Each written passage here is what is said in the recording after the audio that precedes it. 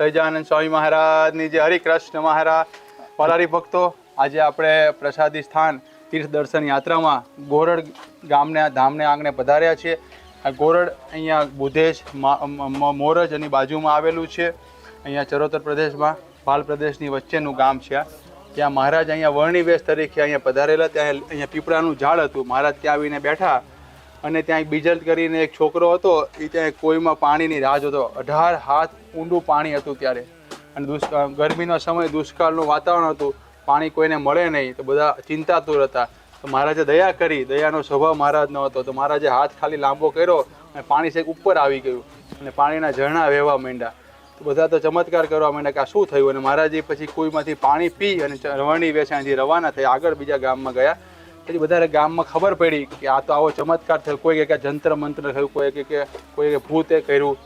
પછી ગોતતા ગયા કે કોણ હતું. તો આગળ ગામમાં જતા તપાસ કરી તો એક ભરવાડે કીધું કે એક વર્ણી મેં જોયેલા અને 2 હાથ ઊંચા હાલતા હતા. એવા ચમત્કારી કોઈ વર્ણી હતા. ત્યારે બધાને ખબર પડી કે આ તો કોઈ પરબ્રહ્મ હોવા જોઈએ. એવી મહારાજે લીલા કરી. આ પ્રસાદીની કુઈ અત્યારે હાજર છે. તમે અહીંયા આવો, આ બાજુ નીકળો, દર્શન કરજો. અને હરિલામૃતમાં વિહારીલાલજી મહારાજનું ખૂબ સરસ વર્ણન કર્યું છે.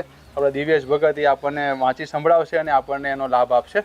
વિહારીલાલજી મહારાજે હરિલીલામૃતના 3જા કળશમાં 18મા વિશ્રામમાં આ વાત વર્ણવી છે, જેનો આપણે ટૂંકમાં અહીંયા લઈએ.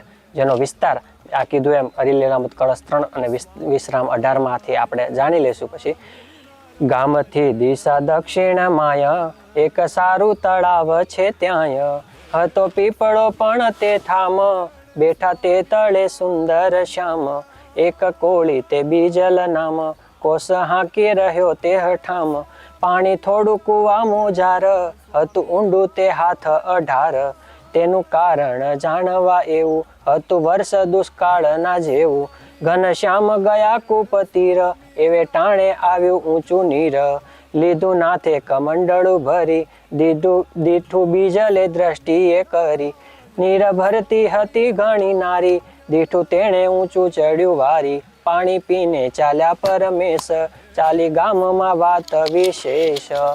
આવી રીતના અહીંયા આ બીજલ ભગત નામના જે હતા ભક્ત, એમને આ પરચો મહારાજે બતાવ્યો.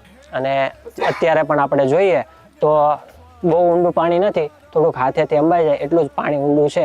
અને એ વખતે તો મહારાજ જ્યારે હતા ત્યારે પણ એવી રીતના પાણી ઊંચું આવી ગયેલું અને હાથેથી કમંડળું ભરી પાણી પી અને મહારાજ પછી વર્ણિવેશે આગળના ગામ તરફ ચાલ્યા હતા. એવું આ પ્રસાદીની કુઈ છે અને આ બાજુમાં તળાવ છે.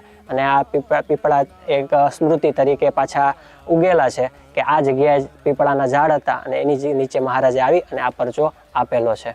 જય સ્વામી.